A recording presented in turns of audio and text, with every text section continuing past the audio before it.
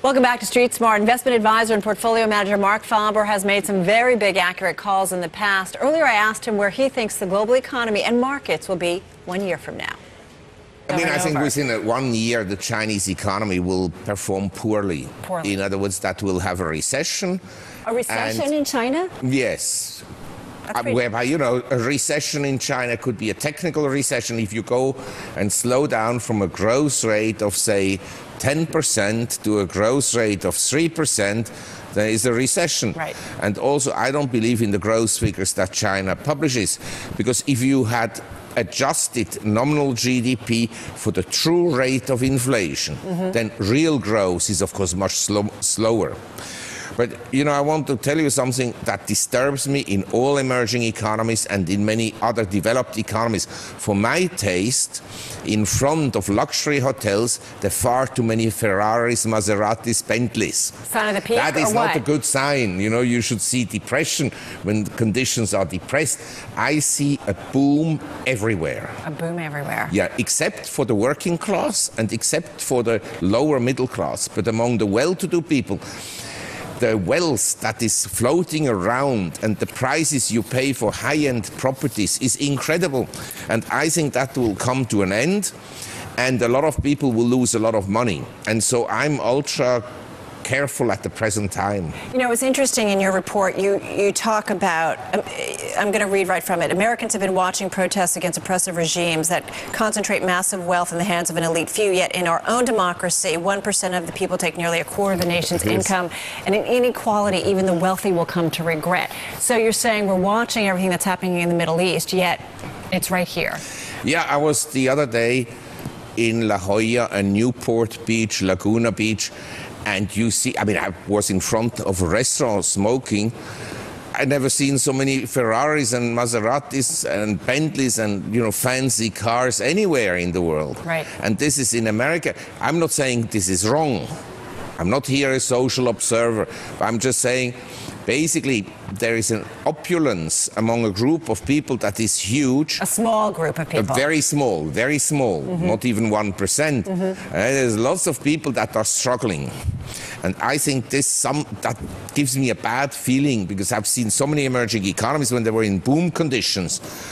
That was the time to get out. And we had a huge run in asset prices, from the lows in March 2009 until recently.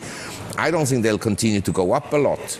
I rather think that QE2 will come to an end, that we'll have a correction, and then we'll have more money printing, but it may not help the economy at all. I hate to bring it up, but Yes. I want to bring it up with you in terms of the fiscal position here in the United States. Yes, You've been very catastrophe. vocal. It's a catastrophe. It seems like everybody comes on and says nothing's going to be fixed here, but it's going to have to be fixed. And ultimately, Ultimately, it will be fixed when you have a crisis. But what is that crisis? David Stockman was on with us this week, and he Yes. said we need maybe a financial 9/11 to make the folks in Washington come together in terms of dealing with our deficit and our debt ceiling and getting spending and taxes. Is that what we need? Well, I think it will be worse. I think what will happen is that these deficits will stay very high, and that they will lead to very high inflation rates. Most likely hyperinflation, not tomorrow, but over time. All I can say is, as you said, I travel a lot, and I am surprised that the US can publish a consumer price index that is, say, 2%, when everything I see is up significantly in price, not a little bit, significantly.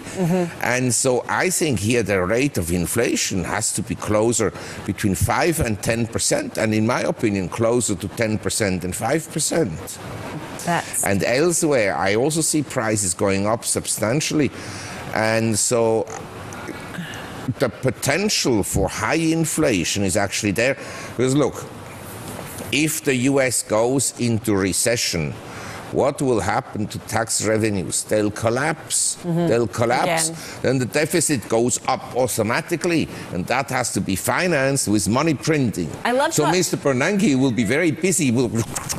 Right. I love talking to you, but you say things like, if the U.S. goes back into recession. Are you betting that it is? Is it a 60% chance? Well, it's for sure the economy right now is slowing down.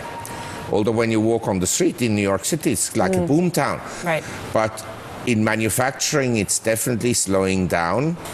And employment is unlikely to pick up substantially because who wants to hire people with so many regulations? It is picking up. Yeah, it a is little better. bit. A lot of the statistics are better. Yes, but you have to see also what kind of jobs are picking up. You know, low-paying jobs and so forth, and temporary employment.